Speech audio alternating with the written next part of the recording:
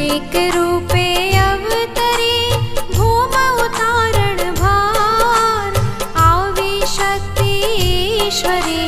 खमकारी खोडियार जगत जनेता आप छो दयाळु ने दातार भवसागर थकी तरवा खोडल एक आधार नवखंडो माने जा फरके दशे दिशाए तरना भक्तो तणी प्रतिपाल छे तू खमकारी खोडियार गढ़धर प्रथम वास कर्यो प्रगट्या शक्ति अवतार दर्शन दी